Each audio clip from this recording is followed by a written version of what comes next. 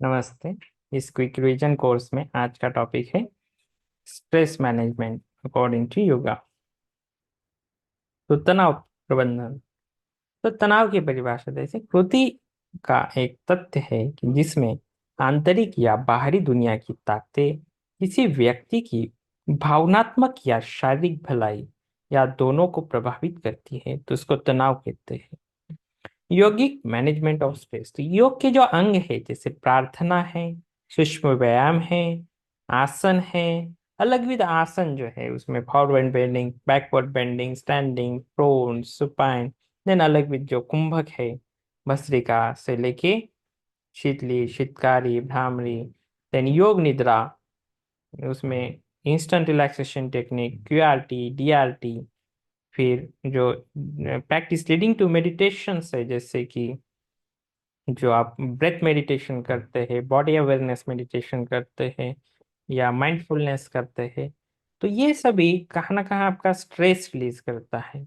तो पतंजलि योग सूत्र के अनुरूप जो उसमें तनाव के लक्षण है वो बताए गए हैं इस सूत्र में। दौ मनस्य अंग में जय तो श्वास प्रश्वास विक्षेप सब हो, कि क्या लक्षण होते हैं इसमें। तनाव में पेन होता है, वेदना होती है, मेंटल डिप्रेशन होता है, मानसिक अवसाद, lack of control over the body, body के ऊपर आपका पूरा कंट्रोल नहीं होता, एंड इवन इनहलेशन है, इंसलेशन की श्वास प्रश्वास जो है वो अनियमित हो जाता है। तो ये स्ट्रेस के कुछ लक्षण हैं।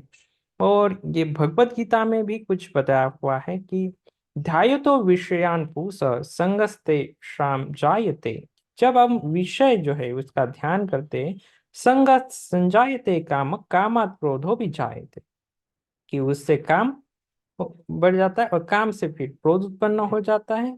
फिर क्रोधात भवति सम्मोह, सम्मोहात स्मृति विभ्रम, क्रोध से सम्मोह हो जाता है, सम्मोह से स्मृति विभ्रम हो जाता है, फिर स्मृति भ्रंशात बुद्धिनाश हो, स्मृति भ्रंश से फिर बुद्धिनाश हो जाता है, और बुद्धिनाशात प्रणश्यति, और ये बुद्धिनाश होने से उसका पतन हो जाता है।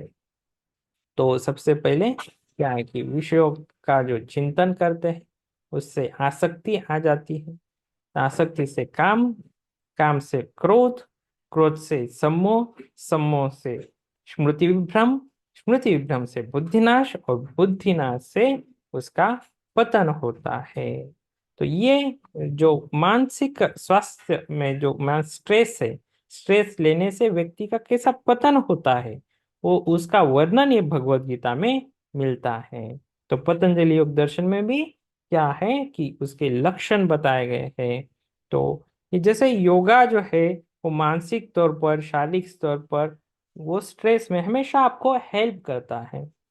जैसे कि अभी आजकल ये देखा जाता है कि जैसे एक्सरसाइज बहुत आदमी कम करता है और मानसिक तौर पर बहुत ही एक्टिव रहता है, और we are always working on the computer और लैपटॉप। सो ये अब मानसिक स्ट्रेस को बढ़ाता है, आपको आंखों के ऊपर स्ट्रेस को बढ़ाता है। तो उसको शांत करने के लिए आपको योग की प्रक्रिया अपनाना चाहिए। देन भगवत गीता में जो ये कहा गया है कि युक्ताहार विहार से युक्त चेष्टस्य कर्म, की जिसका आहार अच्छा है, विहार अच्छा है, उसके कर्म अच्छे है, और जिसकी नींद अच्छी है, तो ये जो श्लोक है वो हमको अच्छा जीवन जीने के लिए है, स्ट्रेस मुक्त जीवन जीने के लिए है। तो ये आज का टॉपिक जो है वो यहाँ समाप्त होता है। सो थैंक यू, धन्यवाद।